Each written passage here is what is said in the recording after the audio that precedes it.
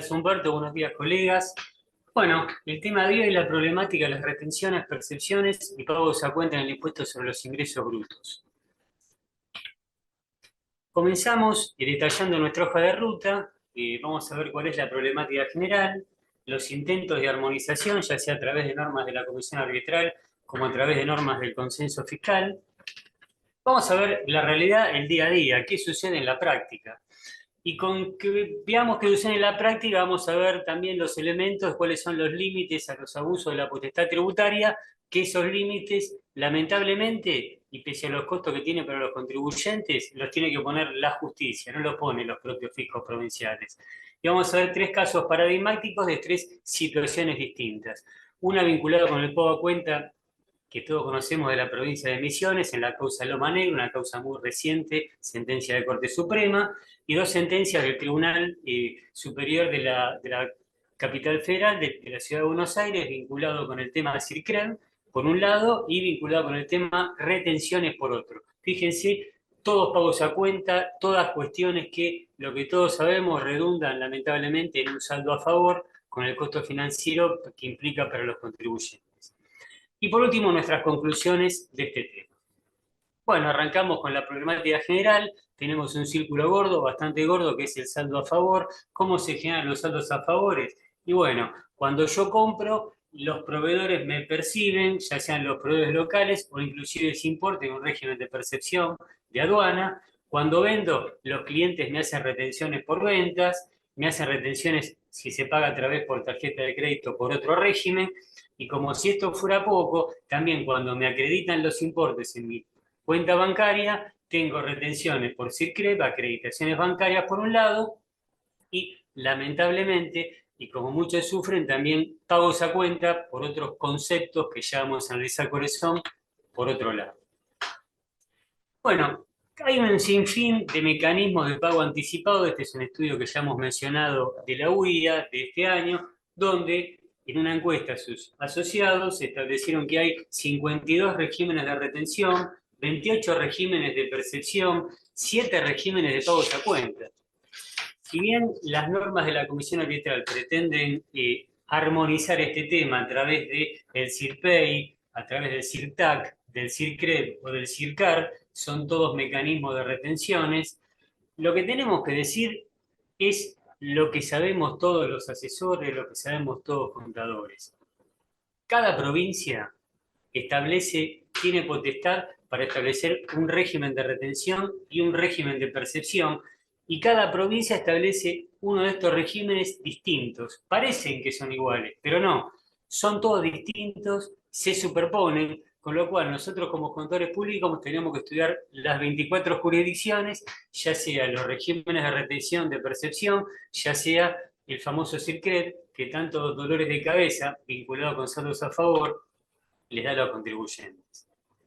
Y en este estudio muy importante, fíjense, sobre un impuesto determinado del 100%, según esta encuesta de los asociados de la UIA, si sumamos la percepción de aduana, sumamos la percepción por compra local, la retención que eventualmente nos hace el cliente, y cuando se deposita el cheque y la acreditación bancaria, sobre un impuesto de 100, tengo una retención pago a cuenta, retención, o como querramos llamarle, de 148, con lo cual, si yo vendo por un peso y el impuesto es un peso, la retención y pagos a cuenta superan el 48% del impuesto, según esta encuesta de los asociados de la UIA, que es lo que todos sabemos, ¿no?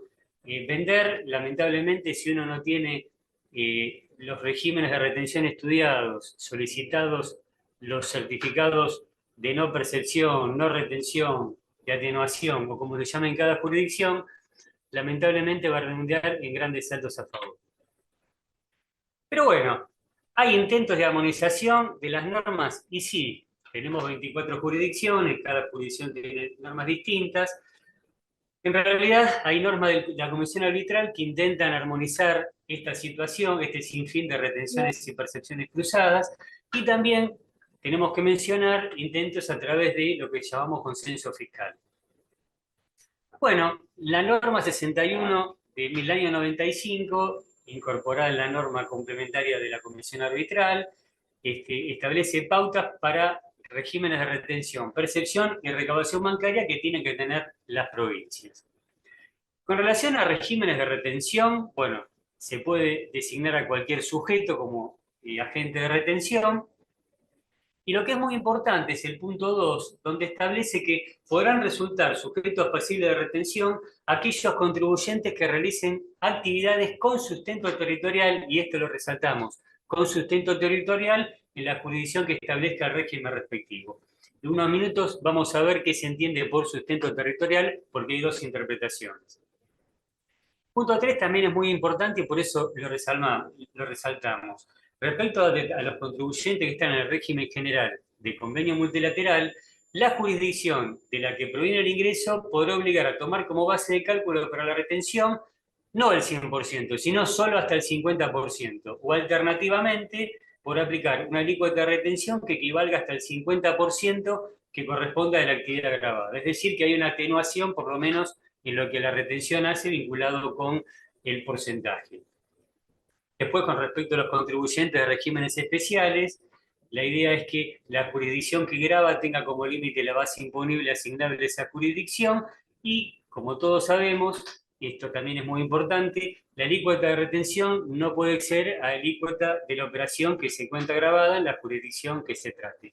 Estas son todas pautas, como llamamos bajadas de línea que hace la comisión arbitral para que cada una de las provincias las tenga en cuenta a los fines de cuando legisla sus regímenes de retención. Con respecto a los regímenes de percepción, el tema es un poco más abierto. Bueno, primero se puede designar a cualquier sujeto como agente de percepción. Lo que sí es muy importante, ¿quiénes son sujetos pasibles de percepción? Los contribuyentes inscritos en el régimen de convenio e incorporados a la jurisdicción respectiva, los contribuyentes inscritos en el régimen de convenio que sin estar inscritos en la jurisdicción respectiva evidencien su calidad de tal por las declaraciones juradas presentadas, los demás contribuyentes, excepto que se trate de contribuyentes locales o contribuyentes de convenio que no tengan incorporada la jurisdicción que se pretende aplicar el régimen de percepción. Es decir, yo agente de percepción puedo percibir, siendo yo agente de percepción, de todas las jurisdicciones que sea agente de percepción, si el sujeto pasible de la misma está escrito en varias jurisdicciones. Por ejemplo, yo soy agente de percepción, capital, provincia y Córdoba, y el sujeto pasible está escrito en esas tres jurisdicciones, yo le puedo percibir en esas tres jurisdicciones, excepto que el sujeto pasible, por ejemplo, tenga un certificado de no retención, se encuentra exento, o una atenuación de retención. Fíjense cuál es el genoma, este es el origen, por lo menos en la que hace la percepción, de los saldos a favor. Y en el caso de regímenes de recaudación bancaria, las pautas que establece la comisión arbitral es que no pueden incluirse como pasible de los mismos aquellos sujetos cuyo sustento territorial y o carácter de sujeto pasible en relación a la jurisdicción que establezca el régimen se funde en presunciones. Como vamos a ver en unos minutos, lamentablemente en ciertos casos, esta bajada de línea, esta armonización de pautas no se cumple. Y dijimos también que a través del consenso fiscal se quería establecer algún tipo de simplificación, algún tipo de adecuación del funcionamiento de este régimen de convenio multilateral e impuestos sobre los ingresos brutos.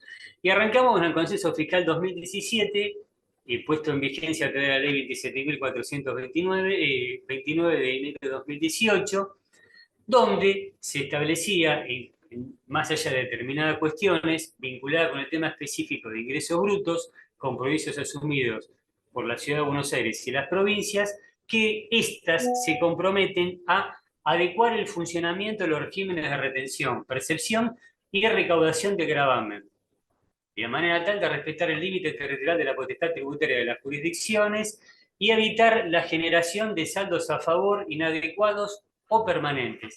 Fíjense que considerando que lo que se intenta armonizar es muy loable, es lo que se tiene que hacer.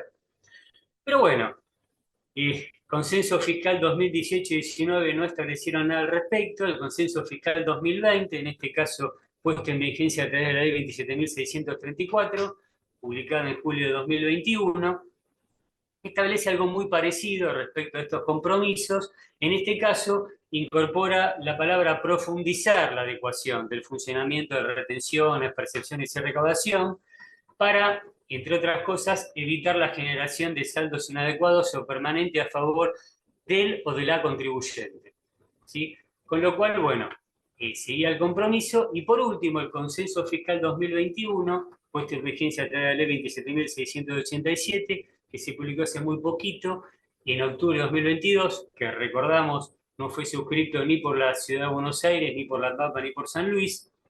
En este caso, copia textual el compromiso adquirido en los otros consensos fiscales, y en este caso ya no pone profundizando, sino continuar profundizando la adecuación del funcionamiento de los regímenes de retención, percepción y recaudación de ingresos brutos, a los fines de evitar la generación de saldos inadecuados o permanentes a favor de los o las contribuyentes.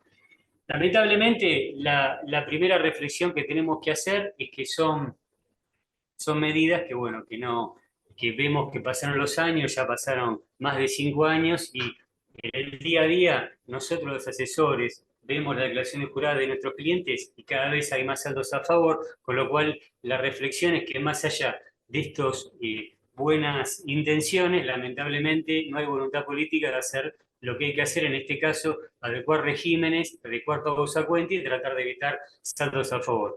Y si eventualmente se generan saldos a favor, devolverlos en forma automática, cosa que sabemos que no ocurre en el día a día real. Bueno, ¿qué sucede en la práctica? Con respecto a las retenciones, algunas jurisdicciones respetan el principio de sustento territorial, otras no o lo interpretan en forma amplia. ¿Qué es interpretar en forma amplia? Inscripción en la provincia. El problema, acá lo ponemos resaltado, es que la comisión arbitral opinó que el sustento territorial está vinculado a un sujeto y no a una operación en particular. Esto permite a los fiscos provinciales establecer que si el sujeto tiene alta en la provincia, puede ser sometido a la retención local, por más que la operación no tenga relación con la provincia. Acá lo que tenemos que resaltar que esto, por ejemplo, Ciudad de Buenos Aires y provincia, en la medida que la operación, que el servicio o que el bien ya ha sido entregado en esas jurisdicciones, ahí procede el régimen de retención. Si el bien se entrega en otra jurisdicción, no procede el régimen de retención.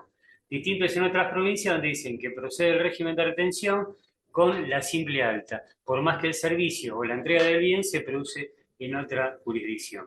Fíjese en este caso que si el agente de retención está inscrito en 10 jurisdicciones y el sujeto pasible de la retención está inscrito en esas 10, el agente de retención, excepto en Capital y en Ciudad de Buenos Aires, puede retener en el resto de las jurisdicciones, siempre y cuando con el límite del 50% en cada jurisdicción. Pero fíjense cómo se multiplica la retención y los saldos a favores, siempre y cuando en las otras jurisdicciones no tengamos los certificados de no retención, atenuación, etc. Sí tenemos que mencionar que en general se respeta el límite del 50% de base imponible de la alícuota de retención para contribuyentes de convenio. Pero bueno, el resto de las jurisdicciones, lamentablemente no. Percepciones, esto es más grave porque no tiene requisito de territorialidad, solo alta o no, con lo cual, de vuelta, el agente de retención inscrito en las 24 jurisdicciones, el sujeto pasible también, puede retener en las 24 jurisdicciones. Insólito, pero bueno, es así. CIRCREP no corresponde aplicar por presunciones. Acá lo que tenemos que resaltar, tema Misiones y Tucumán, que son CIRCREPs locales, se maneja por separado, con lo cual en estas dos jurisdicciones se multiplican también los saldos a favor, siempre y cuando tenga la alta en las mismas, ¿no? Y consenso fiscal, acá en el material ponemos no se verificó ningún avance, en realidad tenemos que decir que es letra muerta porque no hay voluntad, no hay intención política de llevar adelante estas normas de adecuación, de armonización y a los fines de evitar la acumulación de saldos a favor. ¿Qué sucede en la práctica? No existe una relación entre retenciones y percepciones a efectuar con el porcentaje atribuible a la empresa que le corresponde a la jurisdicción según CN05. Yo puedo tener un porcentaje de atribución del 1% de esa jurisdicción y me retienen hasta el 50%. Y no hay relación. Y lo mismo con la percepción. De vuelta, si el agente de percepción está inscrito como tal en varias provincias y el sujeto pasible también en las mismas, sufre la percepción por todas esas jurisdicciones, independientemente del lugar de entrega. ¿Esto qué implica? Bueno, obviamente, acumulación de saldos a favor, se obliga a estudiar al contribuyente las normas de las 24 jurisdicciones para poder hacer un certificado de no retención, percepción, pagos a cuenta. con el agravante que todos sabemos, primero, que esos certificados, aparte de ser de difícil acceso, son temporales, no son por mucho tiempo. Y lamentablemente, cuando tengo el hecho consumado, que tengo el saldo a favor, y pretendo solicitar la devolución o la repetición, ¿qué pasa? ¿Qué hacen las jurisdicciones provinciales?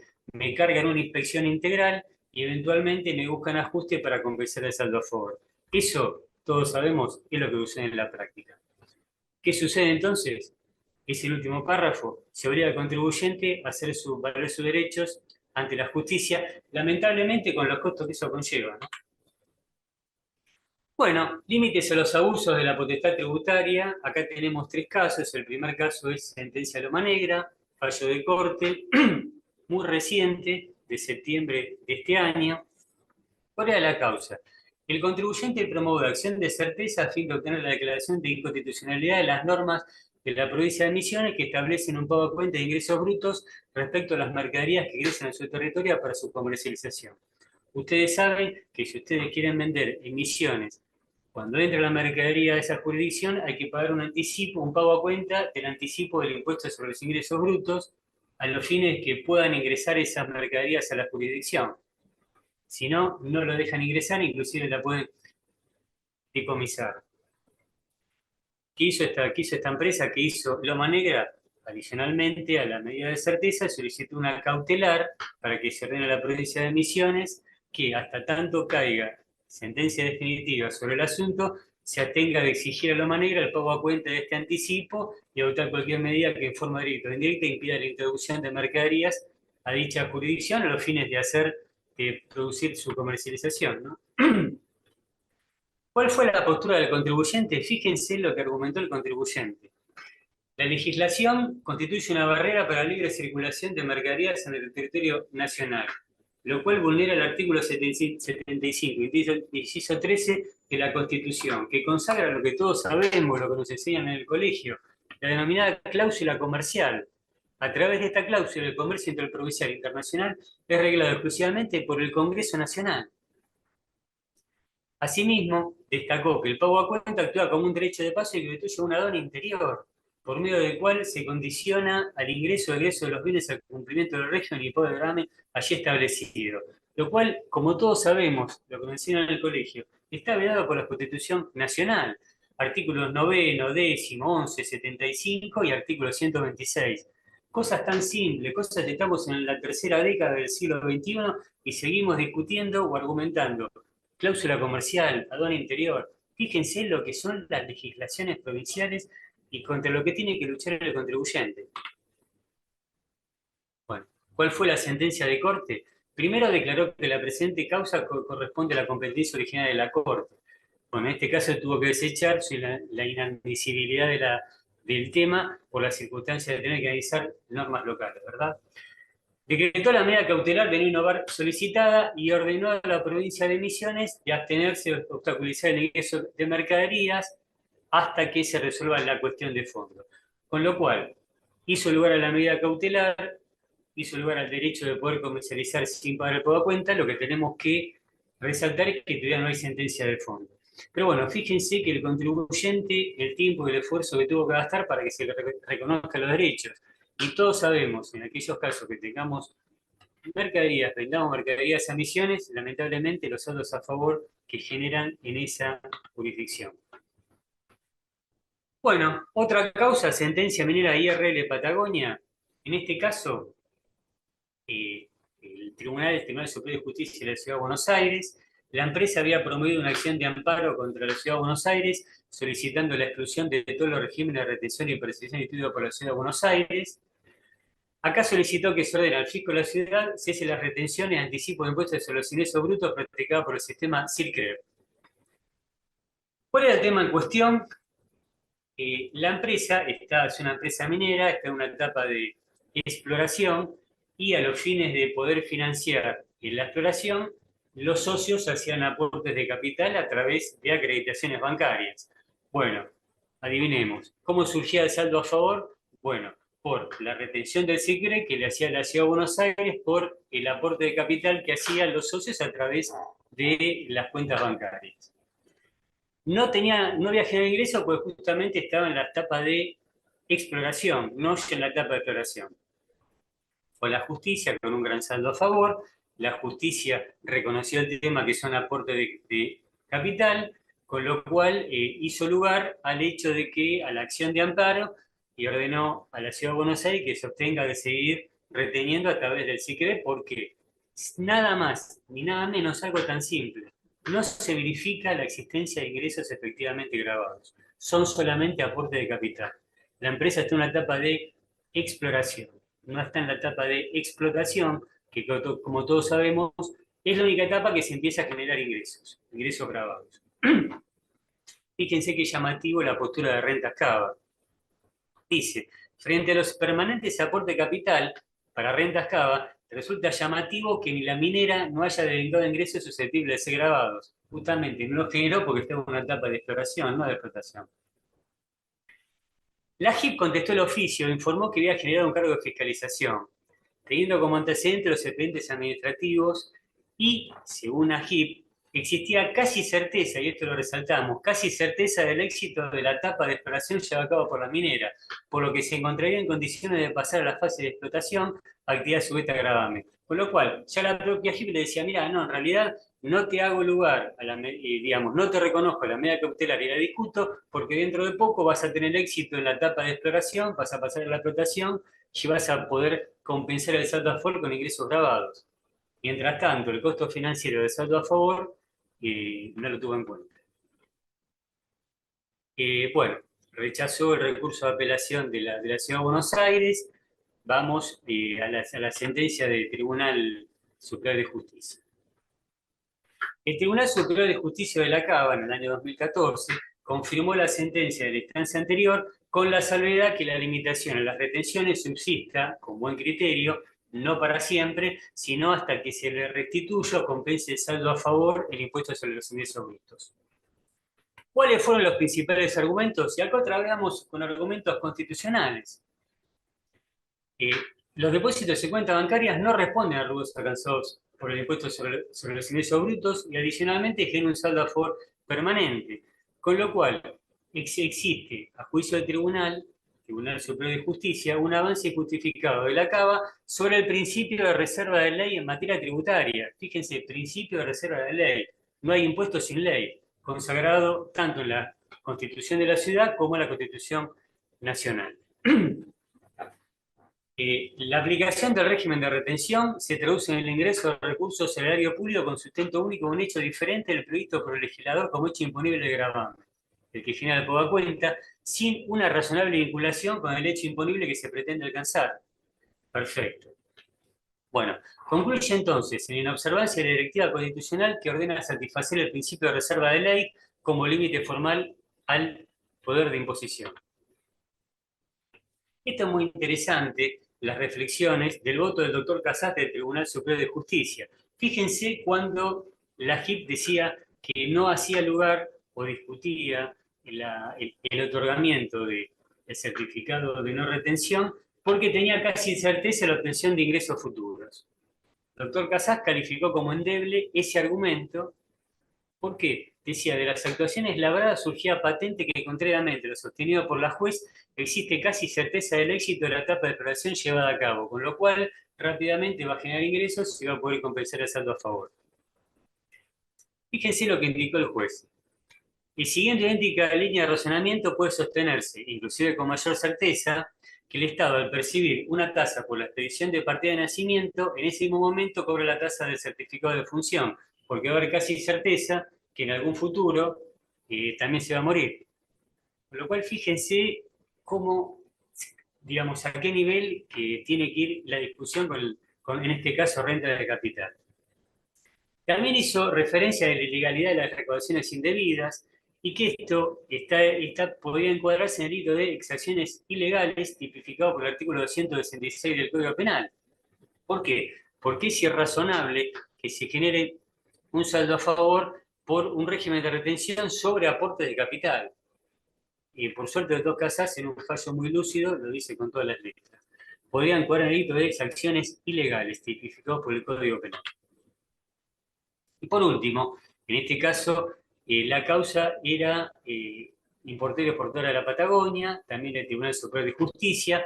La causa era régimen de retenciones. La actora poseía 105 supermercados en todo el país, de los cuales solamente 16 estaban radicados en la ciudad de Buenos Aires. El gobierno de Buenos Aires, a través del régimen de retención sobre tarjetas de crédito, lo que hacía era retenerle no sobre los 16 supermercados bocas de expendio que estaban en la capital, sino sobre todo. Esto, como todos sabemos, genera por sentido común un gran saldo a favor y por eso el contribuyente se vio obligado a hacer una acción de amparo que declare la inconstitucionalidad de las normas. Bueno, postura rentas de cava, adicionalmente al tema que el amparo no era la vía adecuada, establecía que no había lesión constitucional, pues el Código Fiscal permite compensar los saldos a favor con deudas emergentes y prevé la posibilidad de repetir las sumas abonadas en exceso. Todos sabemos que ello lleva tiempo, esfuerzo y dinero y que eventualmente me cargan una inspección. ¿Qué hizo el Tribunal Superior de Justicia en la sentencia? Hizo lugar a la demanda, declarando la inconstitucionalidad, y esto es muy importante, del régimen normativo aplicado, en tanto permiten que se retenga un importe superior al impuesto determinado. ¿Cuáles fueron la doctrina de la sentencia? Que es lo que tenemos que saber, que esto, en la medida que se genere mayor retención que el impuesto, esto califica como un empréstito forzoso, no fundado por ley, que lo convierte manifiestamente en ilegítimo. Y también la otra doctrina es las retenciones, percepciones, anticipos y pagos a cuenta no deben superar por regla general, y esto se repite en un montón de fallos, en su conjunto la obligación fiscal que debe afrontar el contribuyente. Y menos aún cuando a través de tales institutos se originan recurrentemente saldos a favor del obligado tributario. ¿Saben por qué? Porque a opinión de este tribunal eso es lesivo del derecho de propiedad. Fíjense los argumentos que tiene que utilizar. Y por último, nuestras conclusiones. Lo que sucede en el convenio multilateral y las provincias es un ejemplo de falta de razonabilidad, inequidad e incertidumbre jurídica. Si bien existen algunos intentos de armonización, como el régimen del CICREP, no todas las provincias, como todos sabemos, están adheridas. Lamentablemente no existe voluntad política de poner en práctica lo establecido en el consenso fiscal. Este es incumplido, tanto por las provincias como por las autoridades del convenio. Ante esta realidad, y esto es lo más importante, desde lo profesional hay mucha incertidumbre y posibilidad de imputación de mala praxis.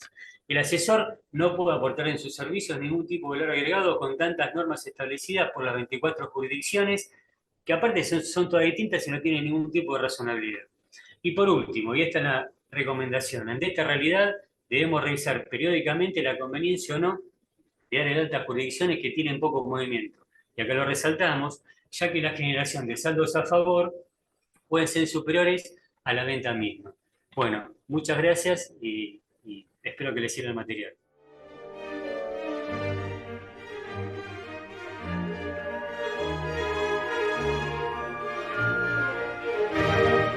Hola, ¿qué tal? Gracias, Humberto. Sí, tengo una pregunta de Raúl, que nos pregunta básicamente por el régimen de CICREP, acreditaciones bancarias.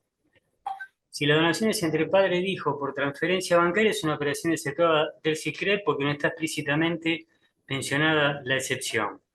Y acá tenemos que hacer dos reflexiones, ¿no?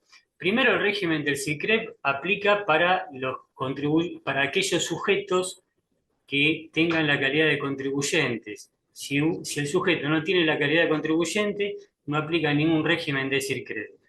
Y en este caso lo que tenemos que ver es, en la medida que sea contribuyente y no esté expresamente la excepción dispuesta por la norma, lamentablemente el banco va a tener que actuar como agente de retención, con lo cual ahí la reflexión es, en la medida que se hagan este tipo de operaciones, donaciones de padre a hijo, bueno, si el hijo, que es el sujeto que recibe la acreditación, si es contribuyente de ingresos brutos, bueno, convendría hacer la transferencia de otra manera, porque si no, lamentablemente va a sufrir la retención del régimen de CICREP.